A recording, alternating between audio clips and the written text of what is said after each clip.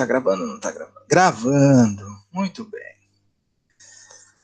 Na aula de hoje, gente, nós vamos falar sobre titulação de retorno. O que vocês imaginam? Aliás, vocês já ouviram falar disso, titulação de retorno? Ou titulação indireta? Não. Não.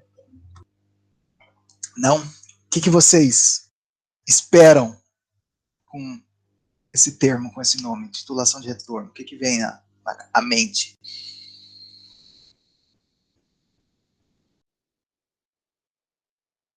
É titulação direta ou de retorno? Titulação de retorno ou titulação indireta? Pode ser indireta. Tem vários nomes. Vocês de reações que... Não deve pular algumas partes da produzem titulação? Enquanto volta o reagente? Repete, Ana. A Mari. Seriam de titulações que ocorrem em reações que vão e voltam? Tanto para os produtos Pode ser usado nesses casos. Ela é usada nesses casos de reações que têm desequilíbrios meio delicados. O que acontece? A titulação de retorno, ela é uma técnica que pode ser empregada para os próximos tipos de titulação que a gente vai ver. Pode ser usada para as titulações ácido-base, que é onde a gente vai trabalhar hoje, mas também vale para as titulações complexométricas, titulações de precipitação, titulações redox. Como é que funciona? Na titulação de retorno, a gente tem duas soluções padronizadas. Então, vamos manter aqui inicialmente na titulação ácido-base. Vamos supor que a nossa amostra seja um ácido, né? Na titulação tradicional, a gente titularia essa amostra usando uma base, né? Na titulação de retorno, o que a gente faz? A gente adiciona um excesso de base que a gente conhece nessa nossa amostra, que vai reagir, vai haver uma reação ácido-base ali, né? E depois a gente vai titular o excesso dessa base que a gente adicionou, que não reagiu, com um ácido padronizado na bureta. Então a gente vai fazer duas reações, e por isso que a gente chama de titulação de retorno. A gente titula aquilo que não reagiu da nossa primeira solução padronizada. Então vamos compartilhar o PowerPoint para vocês verem os slides que eu preparei para a gente discutir um pouquinho, conversar sobre a titulação de retorno. Vamos lá. Vocês estão enxergando a minha tela?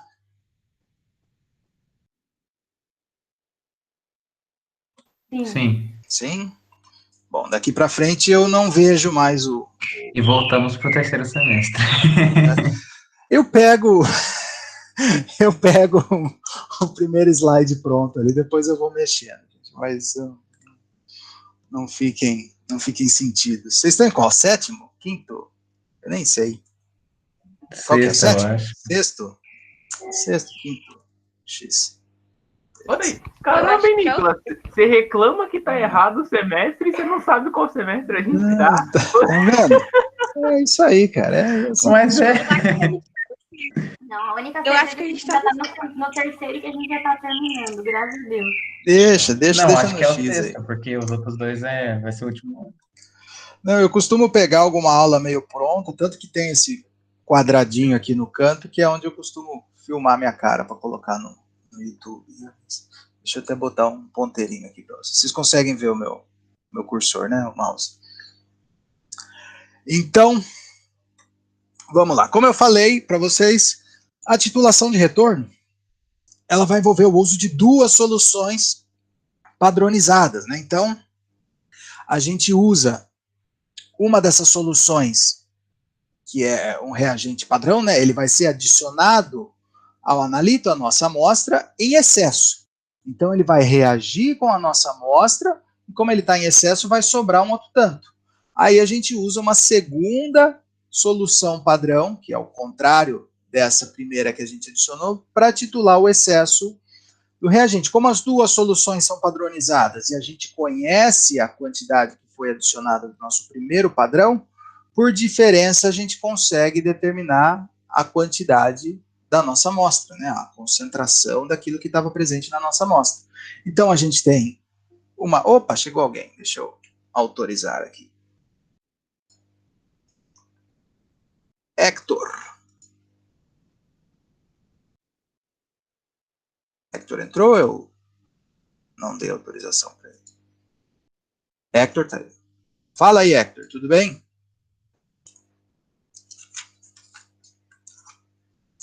Hector, bom dia.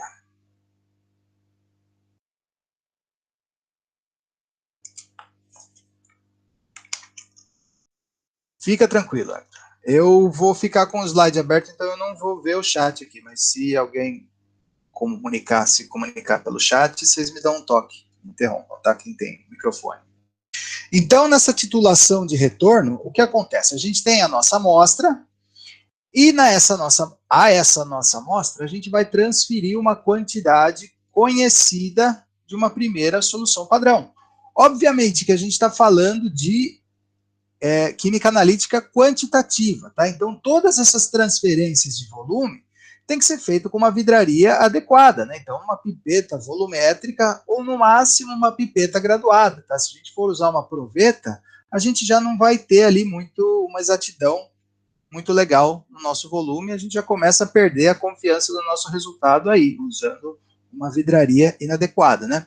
Mas então a gente transfere a nossa primeira solução padrão em excesso, que vai consumir toda a nossa amostra, e depois a gente procede com a titulação de uma segunda, usando uma segunda solução padronizada, justamente para titular o excesso da primeira solução. Tá? Então a titulação em si é igual ao que a gente já vinha trabalhando, tá? Isso não muda nada. A gente pode usar indicador, pode usar o pH-metro, enfim. Em que casos essa titulação de retorno ela é utilizada, né? Ela é utilizada justamente como o que a Ana falou, naquelas situações de equilíbrio, onde a gente vai ter uma certa dificuldade para determinar o ponto final, o ponto de equivalência da nossa titulação. Então, a gente costuma, quando acaba sendo meio difícil, a faixa do ponto de virada ali, a gente não tem talvez um indicador adequado para o pH, onde o ponto de equivalência ocorra, fica, nesse caso, mais fácil a gente utilizar uma titulação de retorno. Então, vamos ver aqui alguns exemplos. A gente tem aqui algumas curvas de titulações de diferentes ácidos. Né? Então, nessa primeira curva aqui em azul é um ácido forte, na segunda é um ácido com pKa igual a 2, na terceira pKa 4, pKa 6, pKa 8. Até aqui no pKa 8, a gente ainda consegue achar o ponto de equivalência de uma forma relativamente tranquila, mas já começa a dar trabalho. É que eu não falei para vocês como determinar o ponto de equivalência usando o cálculo, que isso acaba sendo assunto de química instrumental. Daí o Bob falou, não, deixa assunto para a gente também. Né? Então, por cálculo diferencial integral, fazendo a derivada das curvas de titulação, a gente consegue achar o ponto de equivalência. Mas vamos olhar para essa curva de titulação aqui, que tem ponto de pKa igual a 10. O ponto de equivalência, ele está no meio dessa curvinha, que ele é muito sutil. Para a gente perder isso daqui, é facinho. Então, nesses casos, onde o ácido é muito fraco, é mais fácil a gente fazer uma titulação de retorno. Se a nossa amostra é um ácido, a gente adiciona excesso de base, excesso de NaOH, padronizado, obviamente, e titula esse excesso de NaOH com uma solução padronizada de ácido clorídrico. Outros exemplos de titulação ácido-base que a gente pode usar como titulação de retorno titulações de ácidos polipróticos, né, ou de polibases. Vocês já viram curva de titulação de ácidos polipróticos ou de polibases, gente? Vocês chegaram a fazer titulação?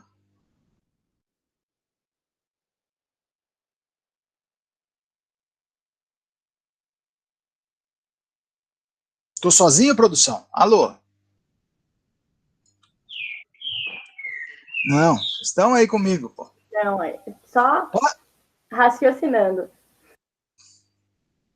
Pode falar não vou morder, não. Vocês nunca viram titulação de ácido base poliprótico, não tem problema. Professor, nunca vi, não. Nunca vi. Eu acho que a gente não fez. É que eu não sei, eu já ouvi o termo, eu não recordo se eu já vi ou se eu não vi, para ser sincero. Boa colocação. Vocês sabem o que é um ácido poliprótico ou uma polibase? Vocês entendem esse termo? Pode falar. É um ácido constituído por mais de um ácido, não é? Não é um negócio assim? Um ácido poliprótico, vários prótons, que libera vários H+, tá? Então, por exemplo, o ácido clorídrico, HCl, libera um único H+, ele é monoprótico. Ácido sulfúrico libera 2 H+, H2SO4, ele é um ácido diprótico, né? Ácido fosfórico, triprótico, 3 H+.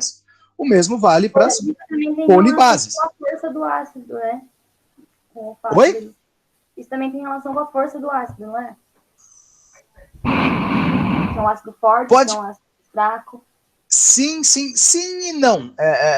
Sim e não. A gente tem, claro, ácidos polipróticos que são fortes, ácidos polipróticos que são fracos, ácido monoprótico forte, ácido monoprótico fraco. Não é uma relação direta, mas normalmente ácidos polipróticos tendem a ser mais fracos, né? Porque o que acontece? Para a gente fazer uma... Eu vou mostrar no próximo slide, mas eu já vou dar um spoiler aqui. Quando a gente faz a ionização de um ácido poliprótico, vamos imaginar que ele seja diprótico, um H2A. A ionização, ela ocorre em etapas, né? Então, a gente vai ter primeiro uma primeira ionização, onde a gente vai liberar um H+, formando a primeira forma ionizada do ácido, e a gente tem a segunda ionização, onde a gente ioniza o segundo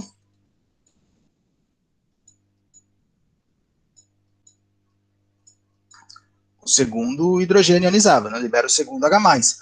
Então, ácidos polipróticos, eles costumam ter dois Kas, né? O primeiro pKa, pKa1, o segundo pKa. A primeira ionização, ela normalmente não, ela vai ser sempre mais forte.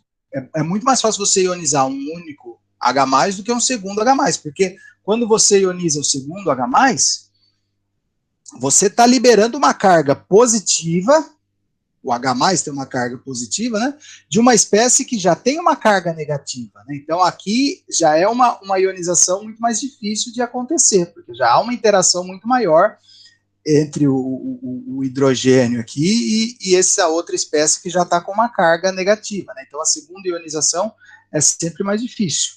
Com base nisso, vamos ver aqui um exemplo de uma titulação de uma espécie que é poliprótica. Na verdade, é uma base, né? Uma polibase. Então, só para relembrar, esse é o perfil de uma curva de titulação de uma base forte. O pH começa aqui em cima, desce e vem aqui para baixo. No ponto de equivalência, o pH vai ser neutro, porque o que nós temos no ponto de equivalência mesmo? A gente tem a neutralização completa da nossa amostra, né? Então, sobra só o sal. Nesse caso, como o sal, ele é produto de uma base forte, de um ácido forte, ele vai ser um sal neutro, tá? Mas e quando nós tivermos uma polibase? Vamos ver como é que fica.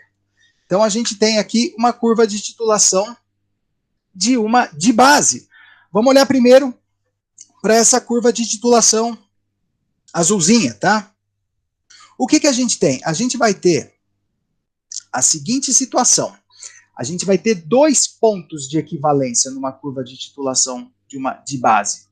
Então, aqui a gente começa a ter a neutralização da base, aqui a gente teve a neutralização da primeira base, vamos dizer assim, da primeira ionização. A gente continua tendo a neutralização da segunda base, e aqui no ponto E a gente vai ter o segundo ponto de equivalência, onde a gente neutralizou a segunda base. Então, se a gente for olhar para as reações de neutralização, então vamos imaginar que seja uma dibase, um cátion qualquer aqui, e duas hidroxilas. Na primeira neutralização, esse H+ vai neutralizar o primeiro OH-, vai formar a minha base, que tem uma única hidroxila e uma água, e na segunda neutralização, a gente vai neutralizar a segunda hidroxila, liberando aí o cátion 2+. Só que o que acontece? a gente tem muito poucos exemplos desse tipo de neutralização, porque a maioria dos hidróxidos são pouco solúveis, tá? Então, o que acontece? É muito mais comum a gente ver esse tipo de curva em moléculas que tenham grupos aminas, tá? Então, em vez de liberar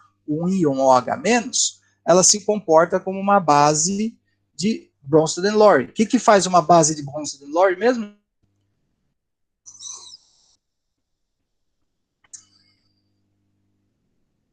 Um por vez, vamos com calma aí.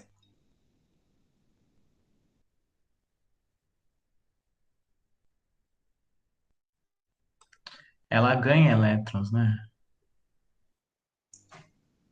De elétrons são as definições de Lewis. Ah, esqueci. Ela Bronsted e Lowry são ganha... prótons. Ácidos doam prótons e base recebe próton, né? Isso. Então, o que acontece? As aminas, elas são básicas porque no nitrogênio das aminas, por exemplo, a amônia, tá? Vamos pegar a amônia aqui. A amônia não é uma amina, mas todas as aminas se comportam como amônia, né? O que acontece? A gente vai ter um parzinho de elétrons aqui sobre o nitrogênio que pode receber um H+, tá? E é isso que acontece nessas reações aqui que a gente está expressando aqui nessas reações. Então, a gente tem a nossa base, que pode ter 2 grupos amina, né? Então, no primeiro ponto de equivalência aqui, que é no ponto C, a gente protonou uma dessas aminas, tá? No segundo ponto de equivalência aqui, a gente protona a segunda amina. E se fosse essa curva de titulação azul aqui, a gente até conseguiria determinar o ponto de equivalência tanto da primeira protonação aqui, da primeira base, como da segunda base. Só que se a gente for ver essa curva de titulação da linha preta aqui, que é uma curva de titulação real de nicotina, vejam que o segundo ponto de equivalência, que é aqui em J, a gente já não consegue, já não tem mais aquela curvinha. Mesmo usando derivada, a gente dificilmente vai conseguir determinar esse segundo ponto de equivalência aqui, tá? Essa aqui é a reação da titulação da nicotina, né? Então, aqui a gente tem a nicotina deprotonada, né? No primeiro ponto de equivalência que acontece aqui em H, a gente protona essa primeira amina aqui. Entrou um H+ aqui nessa amina. No segundo ponto de equivalência, que a gente já não consegue ver direito aqui, a gente protonou a segunda amina aqui, a amina do anel, tá certo? Então, nesse caso aqui, como seria difícil da gente determinar o segundo ponto de equivalência, essa pode ser uma situação onde uma titulação de retorno funcione, tá? Então, como é que a gente faz para titular uma amostra de nicotina usando uma titulação de retorno? A nicotina é uma base, é uma dibase, né? Então, a gente pode adicionar um excesso de ácido clorídrico a uma amostra de nicotina e pode titular o excesso desse ácido com uma reação, com uma solução de hidróxido de sódio padronizado. Certo, gente? Alguma dúvida? Algum comentário? Vocês estão acompanhando? Tá meio embaçado? Como é que tá? Por enquanto tá de boa, professor. Então eu faço uma pergunta para vocês. Mas agora já não tá mais de boa.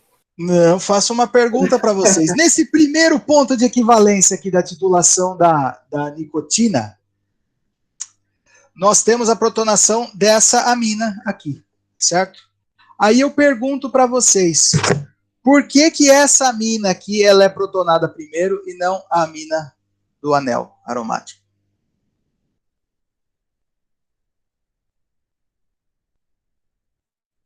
Olha, ela tem uma ligação dupla ali, ó.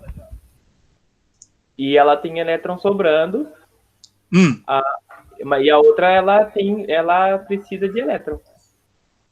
Eu acho que ela vai se quebrar mais fácil do que aquela ali. Por isso que ela é primeiro do que a outra.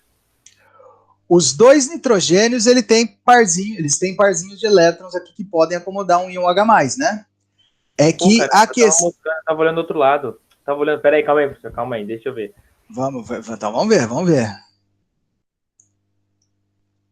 Né, eu acho que eu só ia falar, então, olhando a ligação dupla mesmo. É que eu não tinha, eu tava olhando a segunda, depois da setinha, não. Tem a ver com a ligação dupla. É que, na verdade, se a gente olhar só a ligação dupla, a gente não está vendo todo, né? Esse nitrogênio, ele está dentro de um anel aromático, né? E o que a gente tem no anel aromático? A gente tem aquele fenômeno de ressonância. Então, o que acontece?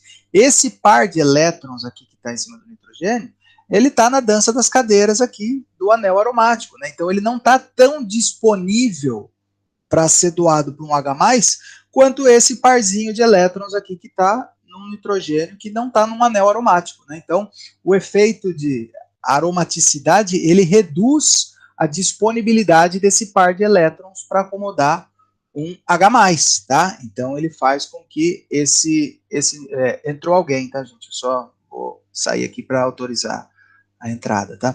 Mas o que acontece? O nitrogênio que está num anel aromático, então, o par de elétrons dele ele não está tão disponível quanto o outro nitrogênio, quanto uma outra amina, tá certo? Então, as aminas, os nitrogênios ali que estão no meio de anel aromático, eles costumam ser menos básicos, tá? Mais ácidos, se a gente preferir.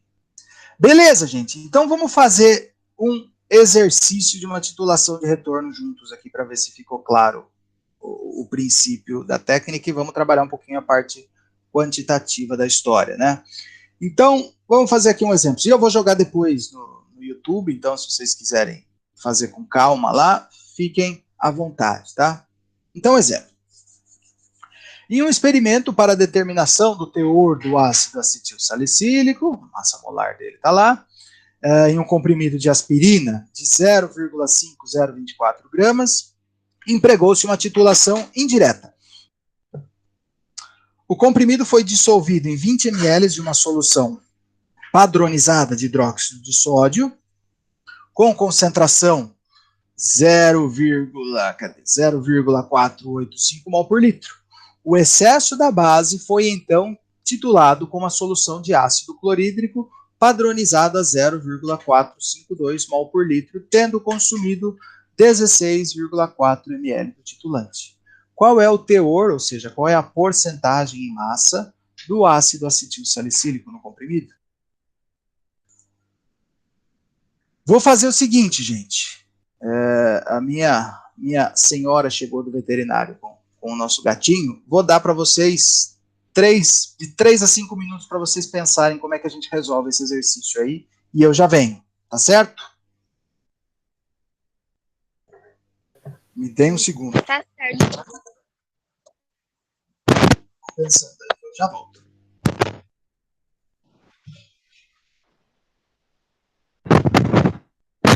Para facilitar a vida de vocês, o ácido acetil salicílico ele é monoprótico, tá?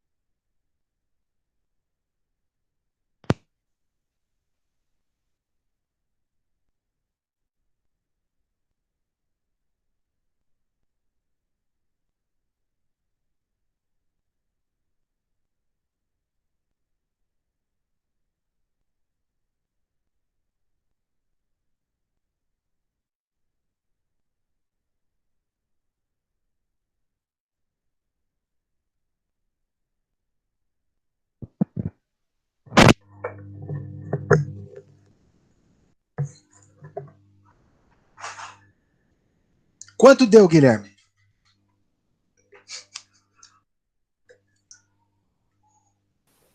Sei lá. Ai, peraí. A gente tava com o microfone montado. Não, o senhor não consegui, não. Não? Deu nem tempo de começar. A gente tava aqui no raciocínio ainda, tentando entender o que eu vou fazer. Eu Vocês levantei querem? pra pegar a caneta e você chegou. Foi tipo assim, eu tava pensando no bagulho. Aí eu levantei pra pegar a caneta e você chegou assim. Vocês querem tentar fazer? Ou- Professor, nunca. Eu acho uma boa você resolver um, e aí a gente tenta fazer depois que você resolveu um. Eu Então tá também bom. acho. Então tá bom. Então vamos lá. Ó, vou tomar um gole de água aqui. É lógico que foge muito do que você explicou já. Não foge. Oi. Não, entendeu? Só que é isso. Mas o mais importante é saber se seu gatinho tá bem. Eu não sei, não conversei com a minha esposa. Ele tá comendo. Acho que ele tá. Tá bem. Tá bem, sim, tá bonzinho. Aparentemente tá bonzinho. Mas eu preciso conversar com ela, ver como é que foi o ultrassom. Mas ele tá comendo. Tá bonzinho. Quando ele terminar de comer, eu mostro ele aqui pra vocês. Então vamos lá, gente. Por onde começamos? Pela reação de neutralização, né? Então a gente pega aqui o ácido acetil salicílico, que tem um grupo carboxila aqui, né? Então ele é um ácido monoprótico, e na reação de neutralização a gente vai reagir ele com o hidróxido de sódio, né? Que a gente vai adicionar excesso de hidróxido de sódio na solução. Na verdade, a gente vai dissolver o comprimido que contém o ácido acetil salicílico numa solução que tem excesso de hidróxido de sódio, né? Então, nessa reação de neutralização, nós vamos formar o acetil salicilato de sódio e água, e depois o que a gente vai fazer? A gente vai titular o excesso de hidróxido de sódio com ácido clorídrico, uma segunda solução padronizada de ácido clorídrico, né?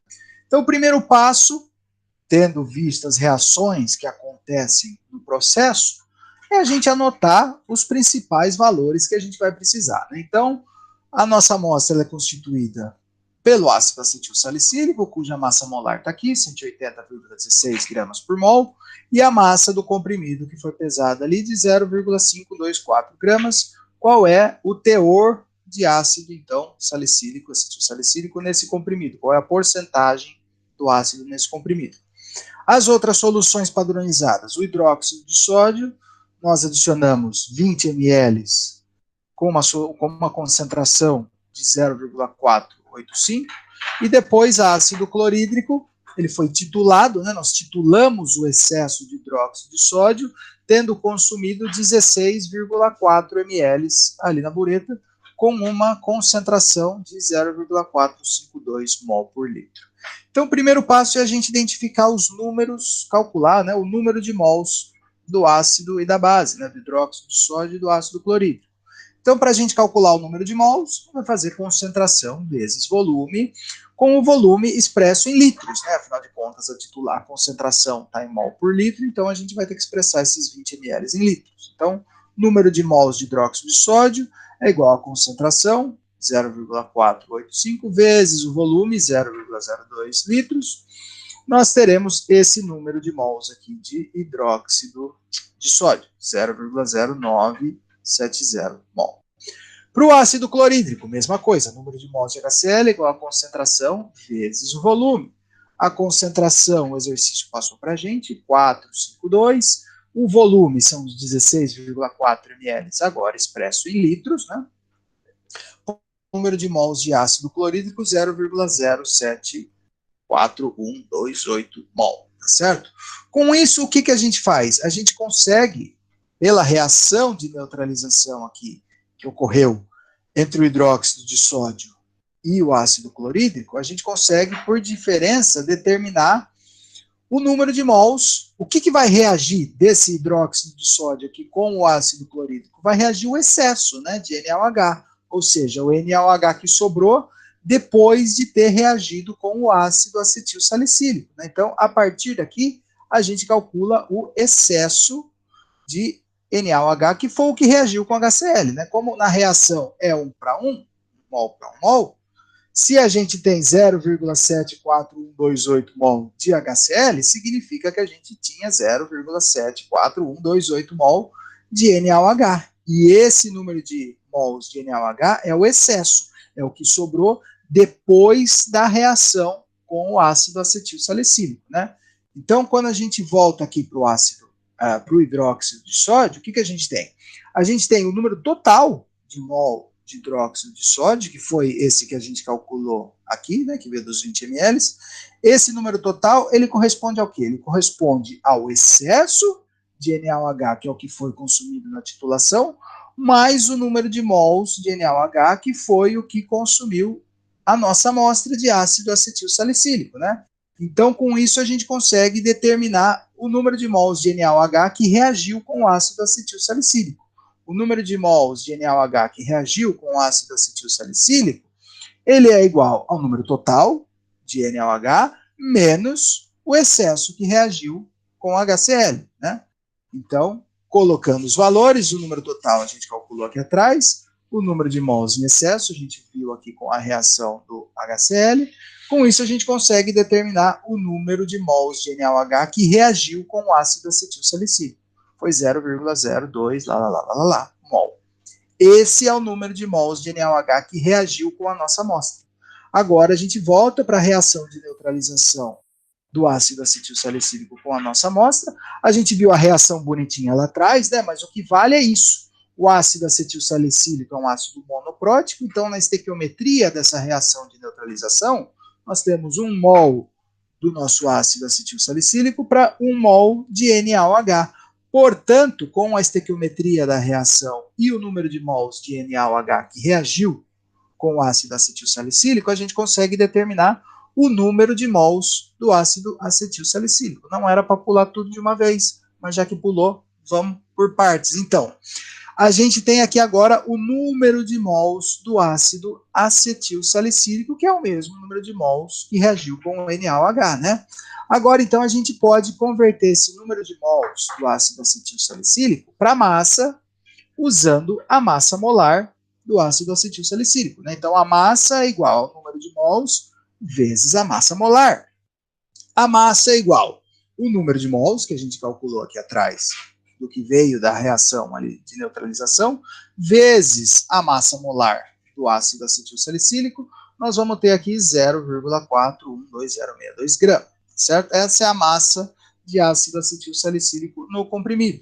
Para a gente calcular o teor, a porcentagem do ácido acetil salicílico, a gente vai fazer uma regrinha de 3. A massa do comprimido é 100% da nossa massa, a massa do ácido acetil salicílico é X. Resolvendo essa regrinha de 3, rearranjando essa regrinha de 3, a gente vai ter X é igual a massa do ácido acetil salicílico vezes 100%, dividido pela massa do nosso comprimido, tá?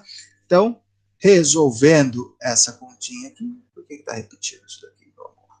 A gente vai ter que a porcentagem do ácido acetil salicílico no comprimido, o teor do ácido acetil salicílico no comprimido é de 82,02%. Beleza?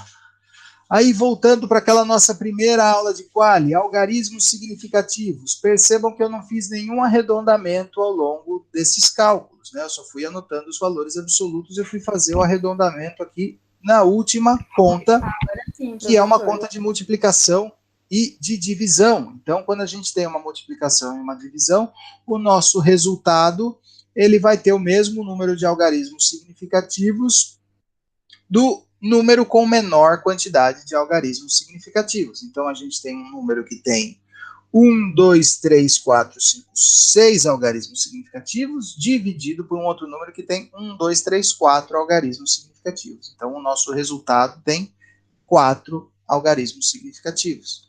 Aí alguém pode olhar, professor, mas e o 100%? O 100% não tem 3 algarismos significativos? Na verdade, o 100% tem infinitos algarismos significativos, porque a gente sabe que o 100% é um número exato, não é 100%,0001. A gente sabe que o 100% é um número absoluto, então o 100% ele não vai afetar a nossa quantidade de algarismos significativos, mas somente os números que a gente calculou. Beleza? alguma dúvida no meio do caminho, gente?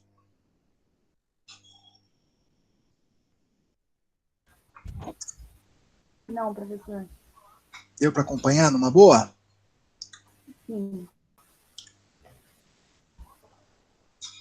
Como o Nicolas havia falado, acho que foi ele, não é muito diferente do que a gente trabalhou até o momento, né? Só que a gente envolve uma segunda reação de neutralização no meio do caminho, então é mais um conjunto de continhas que a gente já conhece, né? O importante é a gente definir o caminho, a sequência lógica para a gente formular esse tipo de raciocínio para resolver esse tipo de exercício. Beleza, gente? Então, ficou claro em que situação a gente usa uma titulação de retorno e como trabalhar com uma titulação de retorno? Sim. Sim? Sim. Muito bem. Sim, Com base nisso, então, nós vamos comentar um outro método quantitativo bastante usado em laboratórios, especialmente em laboratórios de alimentos, que é um método que determina a quantidade de nitrogênio orgânico numa amostra. É um método que usa a titulação de retorno, é o chamado método Kildel. Kildel. Como é que é? Kildel. É alemão isso aí? É dinamarquês, assim. Ah, Oh, o gato aqui. Ai, pronto. Prof, o seu gato é irmão do meu gato. Eu vou te mostrar o meu gato para você ver. Eles são irmãos, olha. Cadê? Olha. Deixa eu ver. It's the brother. Gato, pra Cadê? brother. Vai, deixa eu ver. Meu pai. que legal.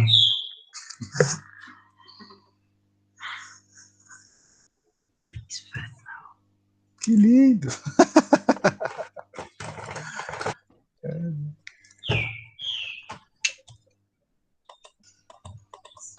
Kelder, que isso? Lembra um Kelder. pouco alemão.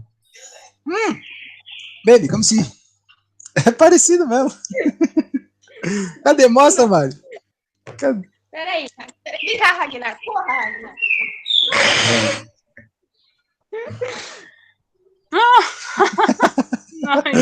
Sozinho. É ele ou ela? É o Ragnar. Aí Ragnar. É impossível.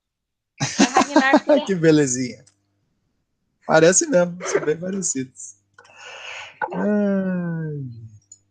Mas então, agora, vamos lá, gente. Apesar desse nome estranho, Kildel, né? No Brasil, vocês vão encontrar muita gente falando de método de Kijeldal, tá?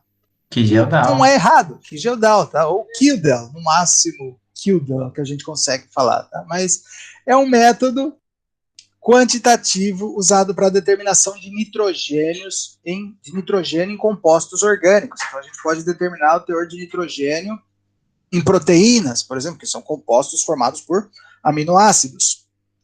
Então, esse método de Kildel tem esse nome porque ele foi proposto por Johan Kildel, um químico dinamarquês que viveu ali de 1849 a 1900, morreu novo. E ele desenvolveu todo esse trabalho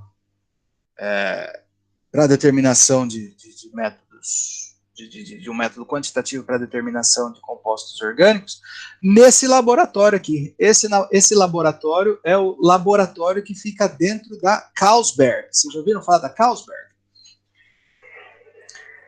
Carlsberg é uma das maiores cervejarias do mundo.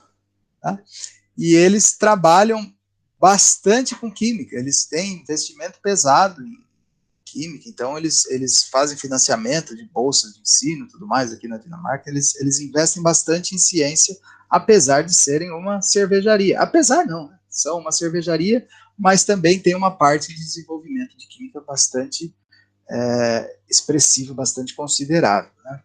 E em que consiste, então, esse método de Kildel proposto por esse bigodudo aí?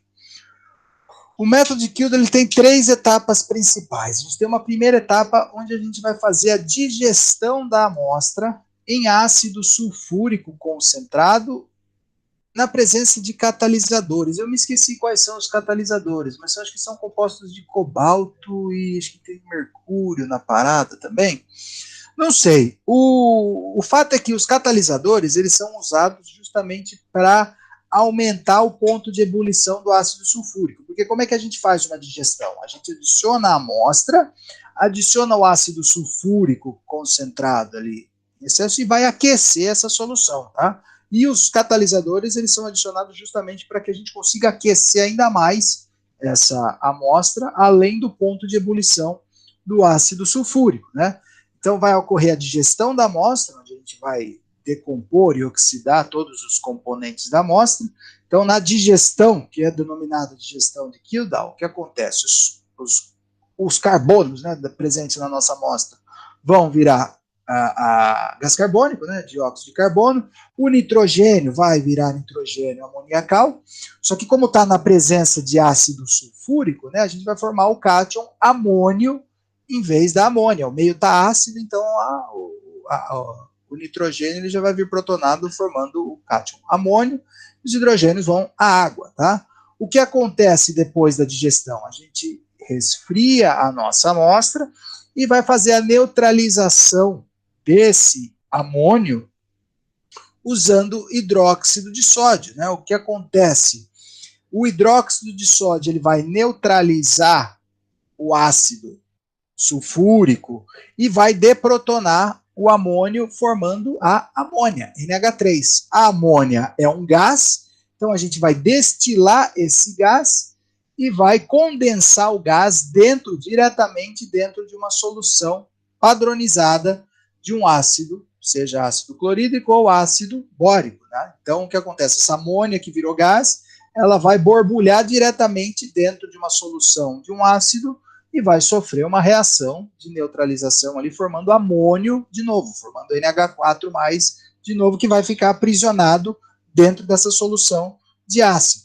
E com essa solução, olha a reação aqui, que acontece. Então, o amônio que vem aqui da digestão, ele vai reagir com o OH- do hidróxido de sódio, formando amônia e água, né? Essa amônia vai ser destilada e depois ela vai ser aprisionada numa solução de ácido clorídrico ou ácido bórico, voltando aqui a ser NH4+, e esse subíndice aqui deve ser aquoso e não gasoso, tá? Errei. E depois o que a gente vai fazer? A gente vai destilar a gente vai titular essa solução aqui contendo amônio com um ácido padronizado usando a gente vai titular, na verdade, não a amônia, a gente vai titular o excesso desse ácido, que é onde a amônia foi borbulhada, tá? Então, a titulação de retorno, a gente vai titular o excesso do ácido com uma solução de hidróxido de sódio. Tem muito texto, muita conversa, vamos ver desenhinhos, vamos ver figura para a gente entender melhor a história, tá? Então, aqui a gente tem, por exemplo, o teor de nitrogênio em algumas fontes de proteína. Então, carne tem mais ou menos 16% em massa de nitrogênio, plasma do sangue 15,3%, leite, farinha e tal. Então, vamos ver como é que funciona.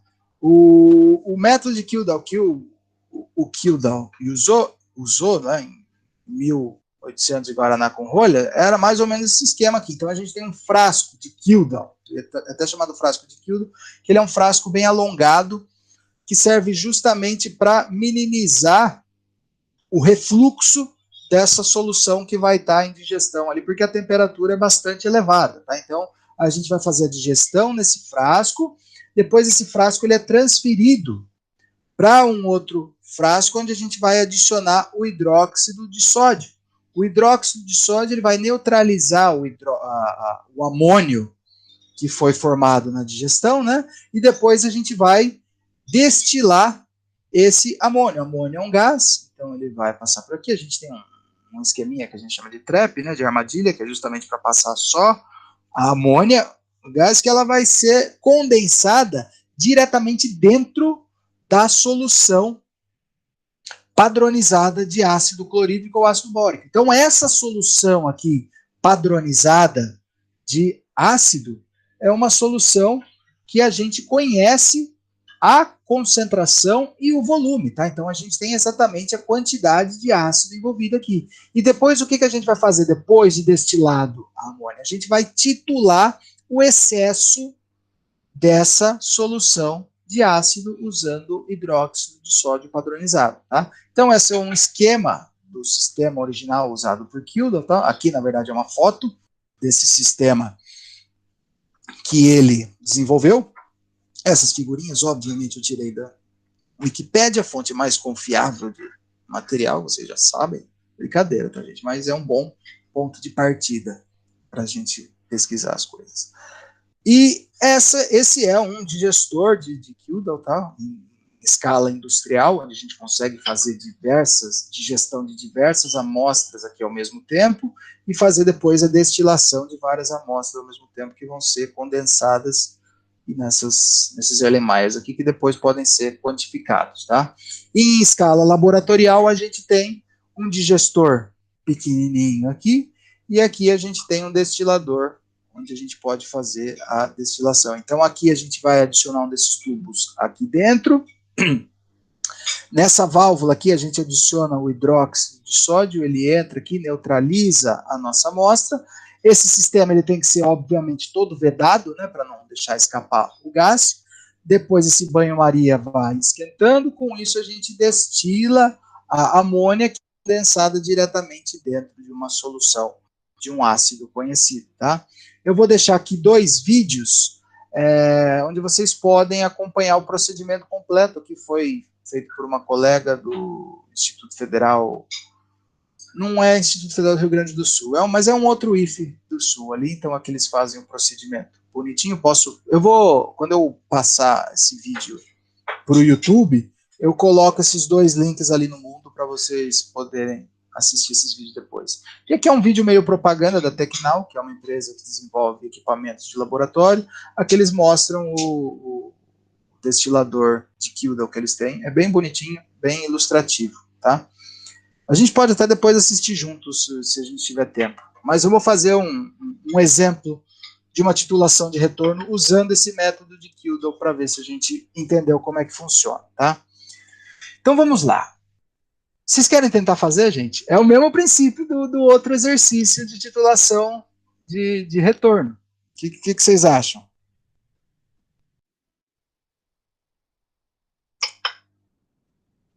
Aliás, antes disso, deixa eu perguntar, vocês têm alguma dúvida, gente? Eu falei, aí não sei se vocês têm dúvida, se ficou claro como é que funciona o método de Kildow para determinação de nitrogênio. Vocês têm alguma dúvida, algum comentário?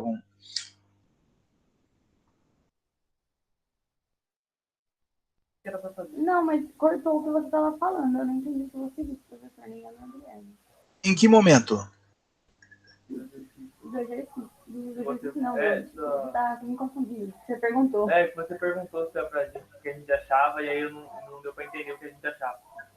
Não. Eu perguntei se vocês acham que conseguem fazer esse exercício sozinho aqui, se eu dou um tempo para vocês fazerem, porque ele é bem parecido em estrutura com o outro exercício que a gente fez, porque não deixa de ser uma titulação de retorno. Vocês querem tentar?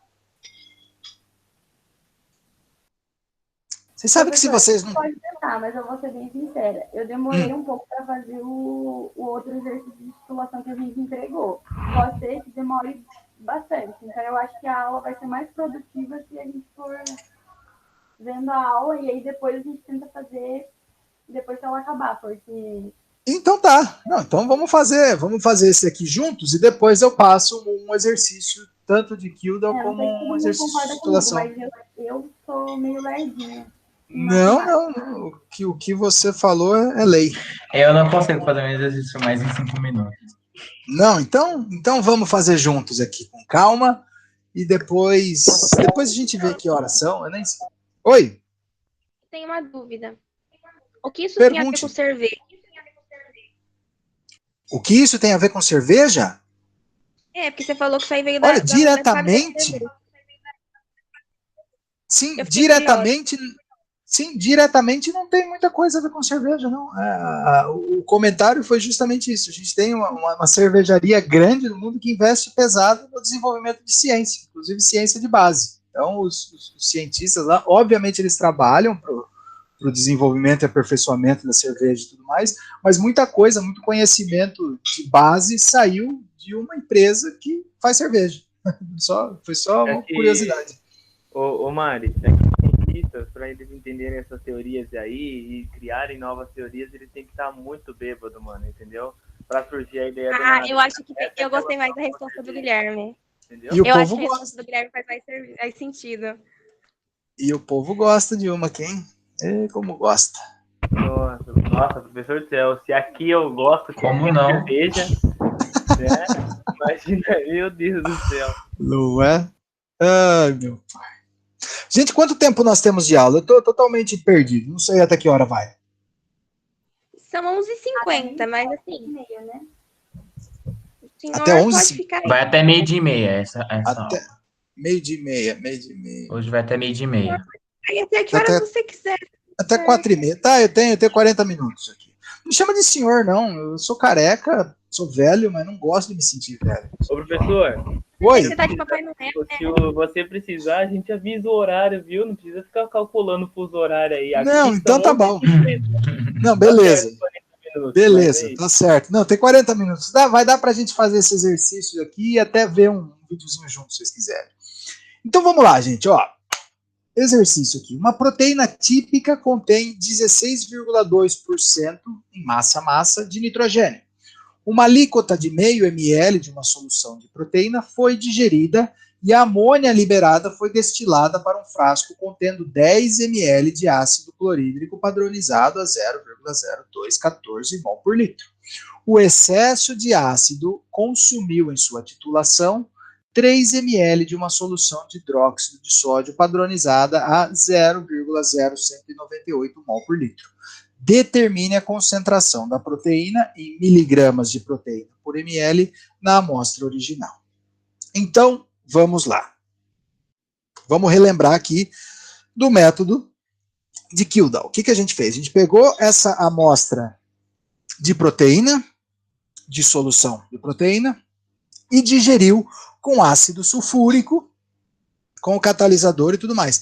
Percebam que a concentração do ácido sulfúrico, do ponto de vista quantitativo, ela é irrelevante. Tá? Qual é a função do ácido sulfúrico na digestão? É simplesmente oxidar e digerir a amostra. Tá? É que isso vai acontecer de modo mais eficiente se for ácido sulfúrico concentrado, 98%. Tá? Mas perceba que quantitativamente o ácido sulfúrico ele nem entra nas nossas considerações. Né?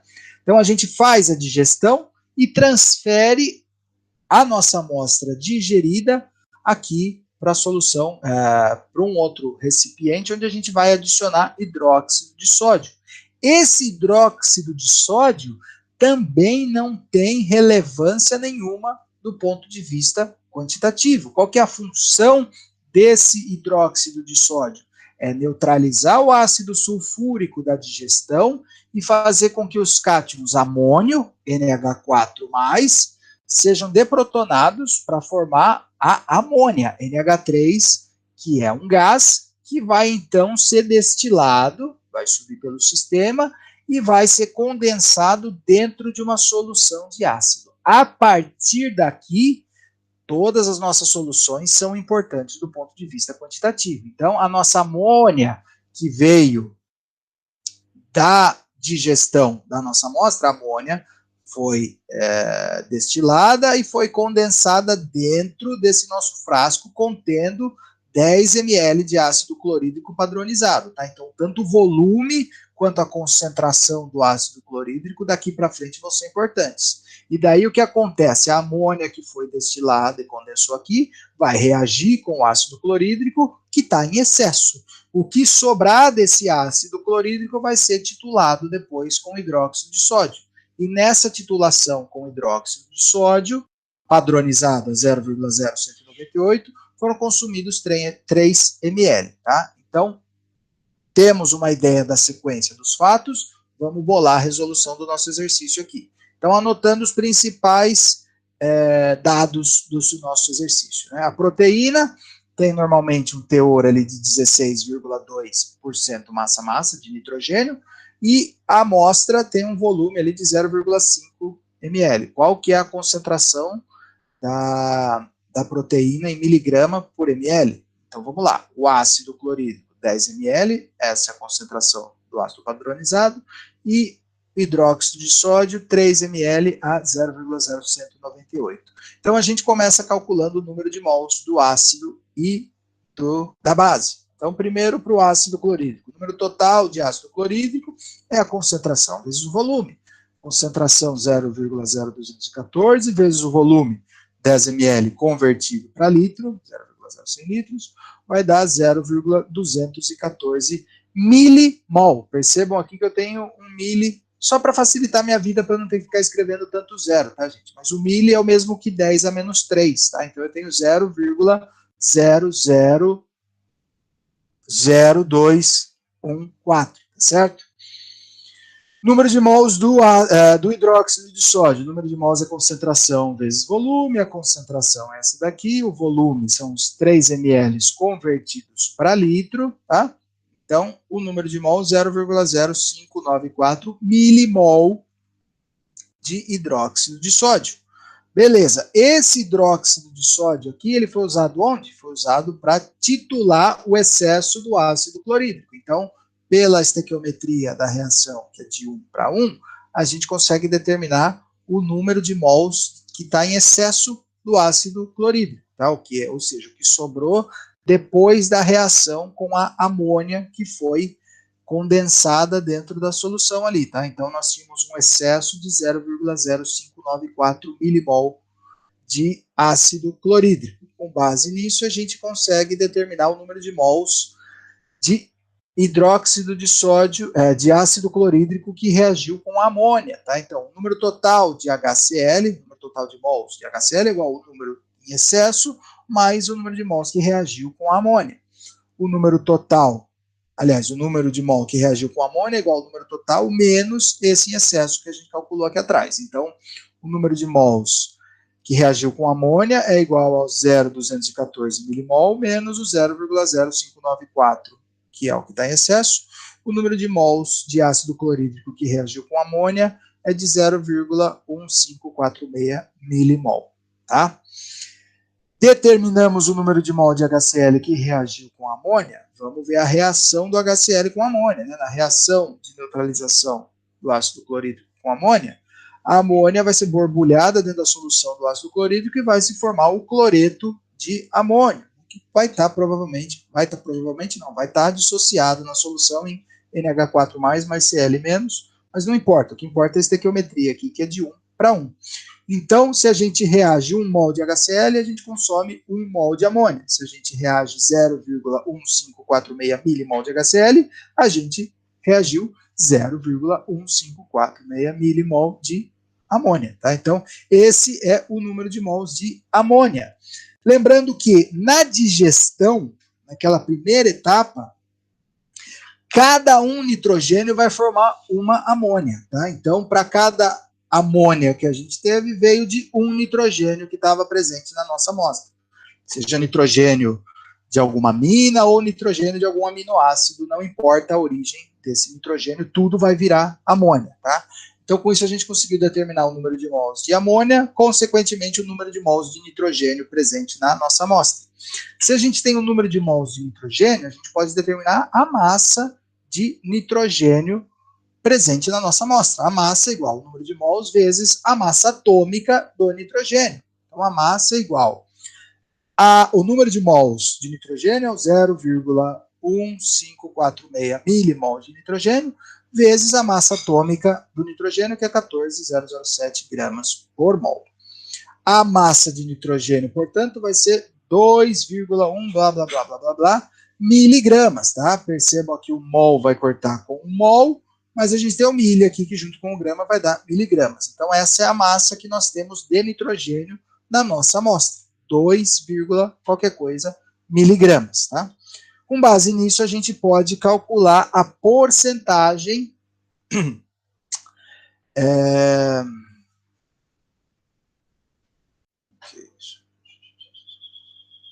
Ah, sim, sim. Nós podemos, então, calcular agora, com base aqui, usando a porcentagem do nitrogênio na proteína. Então, a massa de proteína é 100%, a massa de nitrogênio na nossa proteína é de 16,2%, tá? Então, a gente determina agora a massa da proteína usando justamente a massa de nitrogênio que a gente calculou aqui atrás, rearranjando essa regrinha de 3. Então, com isso, nós vamos chegar numa massa de proteína que é de 13,36717 miligramas de proteína na nossa amostra. E a gente quer o quê? A gente quer a concentração de proteína por ml. E a nossa amostra era de 0,500 ml. Então, a concentração é igual a massa de proteína dividido pelo volume. Esse volume aqui de 0,500 ml. Então, a concentração da nossa proteína, é a massa que a gente achou, dividido pelo volume, vai dar 26,3 miligramas por mililitro, miligramas por ml. 3 algarismos significativos, porque o nosso menor número aqui continha 3 algarismos significativos, que era o volume da nossa amostra. Beleza, gente? Temos aqui algumas referências. Vou disponibilizar esse material no YouTube, então vocês podem assistir depois com calma, se vocês quiserem, para poder resolver os exercícios. Aí eu pergunto para vocês, alguma dúvida? Deixa eu ver aqui. Não, professor, tudo certo. Tudo certo? Não, só agora praticar agora com o exercício. Mas não tem segredo. O negócio agora é justamente isso, é praticar, é resolver os exercícios, né? Tá? Bota para resolver os exercícios. Deixa eu ver aqui se eu consigo mostrar aqueles vídeos para vocês. O vídeo da professora lá do IFSU. Oi. A data dos exercícios vai ficar para essa semana, que vem, vai ficar. Enrolei toda, vai ficar para janeiro. Oi. Que exercício, Mari? O que você está falando agora, que a gente vai ter que fazer. Quais exercícios? O que você tá na sua cabeça aí, que você tá imaginando que a gente vai ter que fazer. Ah, eu nem fiz essa lista de exercícios, não foi pergunta difícil, Mari. Isso aí é detalhe. Isso aí é detalhe. É que eu vou... O professor, ele quer descansar, tá aí o gorrinho de Natal, quer dar presente, que ganha presente. Deixa ele fazer a lista depois. Eu dou prazo de uma semana, tem só 2, 3 que entregam no prazo. Relaxa. Professor, Oi. Ó, é o seguinte. Para que eu vou entregar adiantado, sendo que eu tenho um prazo maior para fazer, entendeu? Não é? Para que pagar à vista se dá para parcelar? Exatamente. É bom entregar até dia 20, mas você pode entregar até dia 22 do mês que vem. Dia 21 do mês que vem eu tô fazendo. Devo, não pago, nego enquanto puder. É isso aí. Não tem boi, não. Infelizmente, eu sou assim. Eu queria ser igual a Ana Carolina, assim, que faz tudo. O Nicolas também faz tudo, tenta adiantar tudo, mas não dá. Não dá. Principalmente no EAD. Não, tá, se eu não fazer, eu torto. Não, tá tranquilo, gente. Tá. Se você falasse que fosse pra semana que vem, eu ia ter que fazer na sexta, porque depois eu tô indo lá pra casa do meu avô, e aí lá não tem internet, entendeu? Tá indo pra casa do vô? Onde é que o vô mora? O vô agora tá no cemitério, né? Porque ele morreu. Mas assim, a casa dele é em Santos, a gente vai pro Natal. Entendi. Tá certo. Entendeu? Bom. Por isso que eu faltei na aula da semana passada. Eu tava lá resolvendo as pendências das coisas que ele deixou pra trás, assim, sabe? Eita. Que chato. E era enrolado, tadinho. Enrolado total. Sim. Mas é isso. É por isso que eu tô perguntando. Não, mas, gente, olha, vocês não vão ter dor de cabeça comigo e com o Bob, não. Fazendo as coisas, mesmo que seja no ritmo de vocês aí, entregando antes. Não vai receber carvão no Natal, então. Não. Falei, gente, não atrapalhando a minha ceia, pode fazer as coisas do jeito que vocês quiserem, tá? Não tem boi, não, tá? Eu vou compartilhar aqui no no link do chat, os 2 links dos slides lá, mas eu vou botar na aula também. Então, se vocês quiserem ver o método de Kildall, no primeiro vídeo meio que um vídeo propaganda da Tecnal, que é uma empresa que faz esse destilador, e o segundo vídeo é de uma professora do IFE do Sul, que ela faz todo o método, desde a digestão até a titulação ali bonitinho, pra vocês poderem acompanhar.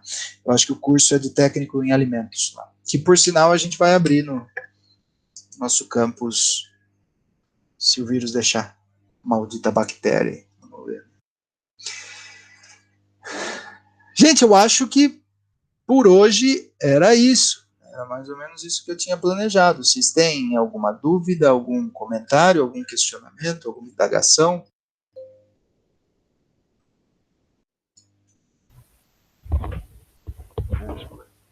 Professor, eu acho que dúvida só surge em janeiro. Só surge em janeiro. Tá certo, é o mês apropriado para isso. Tá? Eu acho que agora sim, a gente entendeu a aula, aí em janeiro a gente vê com mais calma. Em janeiro a gente faz. A menos que você poste uma lista ainda essa semana, aí eu vou dar uma olhada. Eu pretendo atualizar o Moodle. Não, eu sou do time, não gosto de deixar muita coisa. Na verdade, mentira, eu gosto de deixar as coisas acumuladas, mas pelo menos as coisas que vocês podem fazer aí, eu já vou atualizar. Essa semana eu ainda atualizo o Moodle, eu coloco a nossa videoaula e as listas de exercício, mas com prazo aí para... então você vai ter que juntar. Se a gente for fazer essa semana, vai ter e-mail chegando para você. Não, pode fazer. Eu acho melhor você não... Eu acho melhor você não colocar que eu sou ansiosa e lá na praia. Que é isso, gente. Que é isso, como vocês são ruins, credo. Não, vocês podem ficar tranquilos que eu vou dar um prazo aí. Certo? E se tiver encerrado caso de alguma outra atividade que vocês, porventura, não tenham entregue, me passam um e-mail, me passam uma mensagem, me passam um chaveco, que eu abro o Moodle de novo para vocês enviarem o negócio lá, tá? Não vamos se complicar por pouca coisa, não. Tá bom? Vou encerrar a nossa gravação aqui. O pessoal que está assistindo depois, um grande abraço, cuidem-se, tchau.